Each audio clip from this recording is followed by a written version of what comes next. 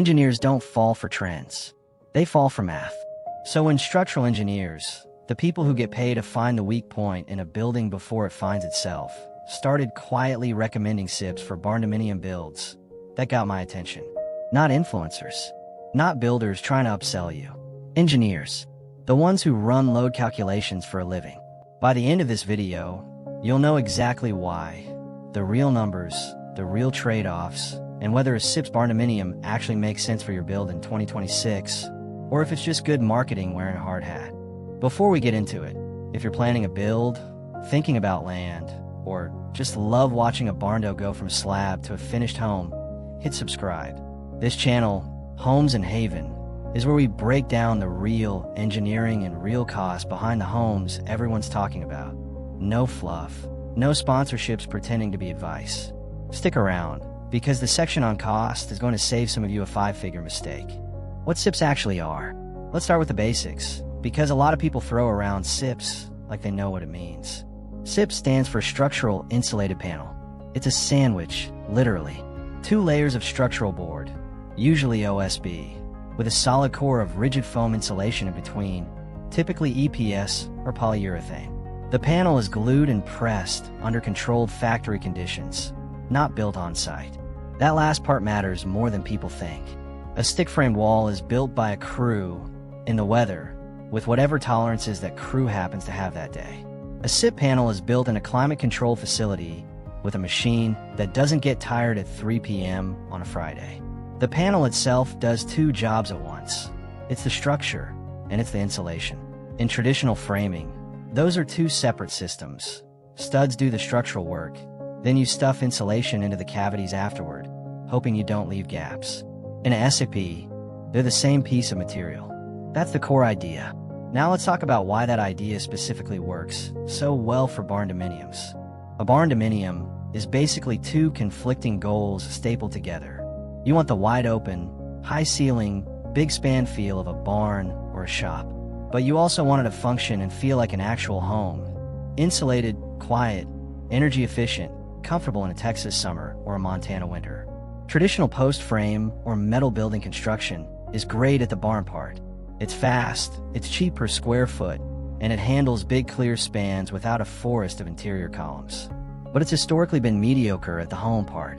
Metal buildings conduct heat and cold through the frame itself. Engineers call it thermal bridging. And post-frame walls, if not detailed carefully, are notorious for condensation problems inside the wall cavity. You end up with a beautiful shell and an HVAC system working overtime. This is exactly the gap SIPs are built to close. You keep the steel or timber frame for the big clear span structure, the barn, and you use SIPs for the walls and roof, which gives you the home performance. A continuous insulation layer with almost none of the thermal bridging you get from studs or steel girts. Here's the detail most videos skip. SIPs can be used 2 different ways on a frame building. They can wrap the outside of a primary steel or timber frame as a continuous insulated curtain wall, or they can be engineered as full load-bearing wall panels that carry structural load themselves, which removes the need for heavy perimeter posts entirely. Whether you wrap SIP panels around a heavy steel frame as an exterior thermal layer, or use load-bearing SIP panels directly on your foundation, you end up with the same result. A continuous insulation blanket with no structural posts breaking through your thermal barrier. So it's not that SIPs replace the barndominium concept. They complete it. That's the actual engineering case, not just a buzzword. Here's where it gets specific, because this is the part engineers actually care about, and it's rarely explained well. 1. Load distribution. A SIP wall panel isn't just insulation with a stud stapled to it. It's a monolithic structural element. Loaded correctly, a SIP wall can carry roof and floor loads across its entire surface rather than concentrating stress at individual stud points. In shear and racking tests, SIP walls have consistently outperformed comparable stick-framed walls, which is a big part of why they show up in high wind and high seismic codes without much fuss. 2. Fewer thermal and structural weak points. Every stud in a traditional wall is a thermal bridge and, in some assemblies, a potential point of failure if it's not braced correctly. SIPs dramatically reduce the number of these individual connection points because the panel itself is doing structural work continuously across its face. 3. Speed reduces on-site error. This one's underrated. SIP panels are cut to spec, including window and door openings, in the factory using CNC equipment. That means less on-site improvisation, fewer field cuts, and fewer chances for a framer to make a judgment call that an engineer never signed off on. A shell that would take a framing crew 2 to 3 weeks can often be dried in within days. One practical detail worth knowing if you're planning your own build: electricians also need to plan ahead with SIPs. Panels typically arrive from the factory with wiring chases already molded into the foam core, running both horizontally and vertically. That means your electrical layout has to be finalized before drywall goes up, because you can't just drill through stud bays on the fly the way you can in a stick frame wall. It's a small logistics shift, but it's one that catches first-time SIP builders off guard. I want to be honest with you here. None of this makes SIPs magic. A poorly engineered SIP building can still fail.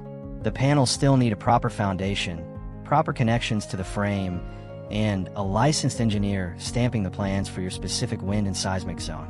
SIPs reduce certain categories of risk. They don't eliminate the need for good engineering. Let's talk performance, because this is usually the #1 reason people bring up SIPs in the first place. A typical SIP wall assembly delivers a continuous R value in the range of R24 to R28 for a 6-inch panel, without the gaps and compression issues that bad insulation is famous for. Compare that to a standard 2x6 stick-framed wall, which is often rated around R19 to R21 on paper, but in real-world blower door testing, effective performance is frequently lower because of air leakage at seams, outlets, and stud bays that never get filled quite right. The bigger factor honestly isn't the R value on the label, it's air infiltration. Because SIP panels come together with fewer seams, and those seams are foam sealed at the factory cut edges, blower door tests on SIP homes commonly show air changes per hour that are a fraction of a comparably sized stick-built home. Less air leakage means your HVAC system isn't fighting a constant trickle of outside air, which is where a lot of the real energy savings come from, not just the insulation value itself. For a barndominium specifically, with its typically larger open floor plans and higher ceilings, that airtightness matters even more, because open volumes are harder and more expensive to heat and cool efficiently. Now let's do the part most videos skip, because it's the part that actually decides whether this is right for you. SIPs cost more upfront. There's no getting around that. Panel material and fabrication typically run higher than the cost of lumber and bad insulation for an equivalent wall. Depending on your region, panel supplier, and design complexity, you're often looking at a premium of somewhere between 5 and 15% on a shell package compared to conventional framing plus insulation. But, and this is the part sales reps sometimes gloss over, that premium is on the shell only, not the whole house. And it's frequently offset in 3 places. First, labor savings. Because panels arrive pre-cut and go up faster, framing labor costs drop, sometimes significantly, since you need a smaller crew for a shorter time. Second, HVAC downsizing. A tighter, better insulated envelope often lets your HVAC contractor spec a smaller system, because the home simply doesn't need to fight as much heat loss or gain. That's real money off your mechanical budget, not just a future utility bill promise. Third, long-term energy costs. This is the slow burn savings. Lower monthly utility bills over the life of the home. It's real, but it's also the number that's hardest to guarantee, because it depends on your climate, your HVAC efficiency, your windows, and how you actually use the house. Here's my honest take. If someone tells you SIPs will pay for themselves in some suspiciously specific number of years, be skeptical. That number depends on too many variables to promise. What I can tell you honestly is that the shell costs more, the labor and mechanical costs often cost less, and the ongoing energy costs are very likely to be lower. But likely lower is not the same as guaranteed break-even by year 6. I said I'd be honest. So let's talk about the failure points, because they exist and pretending otherwise does you no favors. Moisture management is non-negotiable, and here's the actual physics behind why.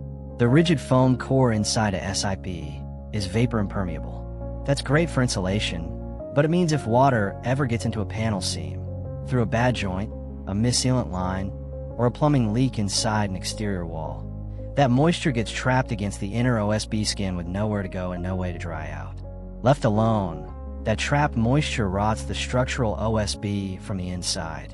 And since those OSB skins are what give the panel its strength, that rot directly compromises the wall's load-bearing integrity.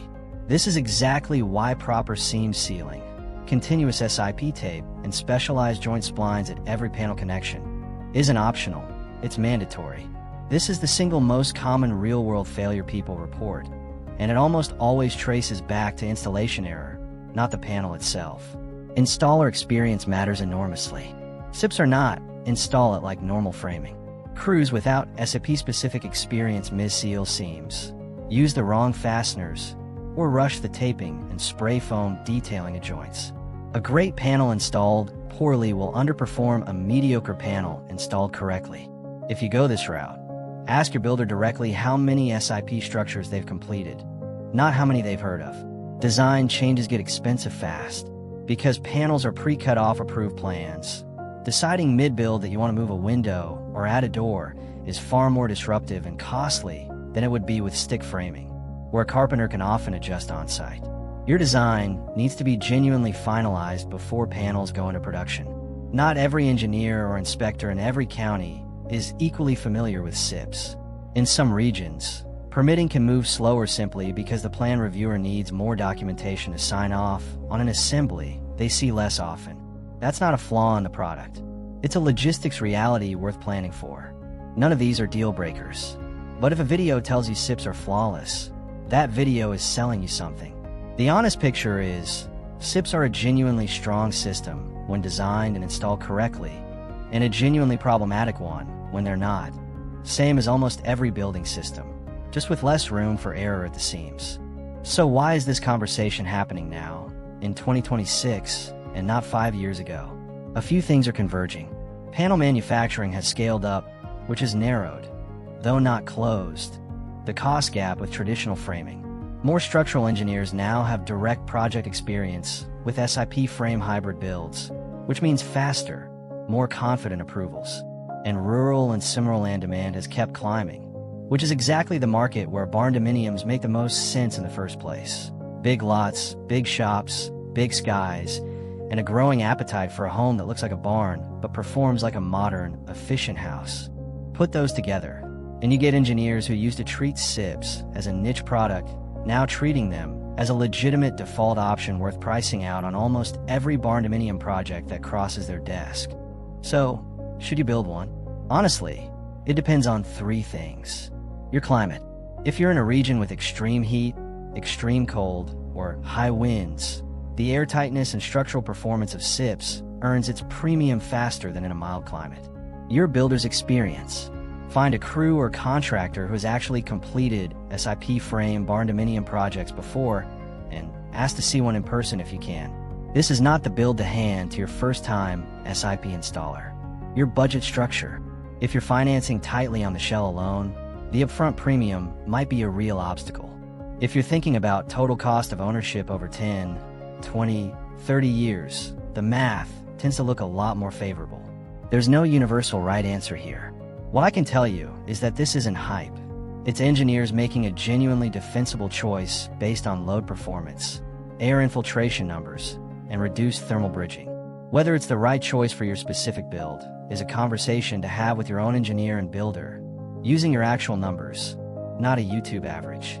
That's the honest breakdown, the engineering, the real costs, and where things can go wrong if you're not careful. If this helped you think through your own build, do me a favor and hit subscribe. This is Homes and Haven. I put out videos like this because I'd genuinely rather you make an informed decision than a trendy one.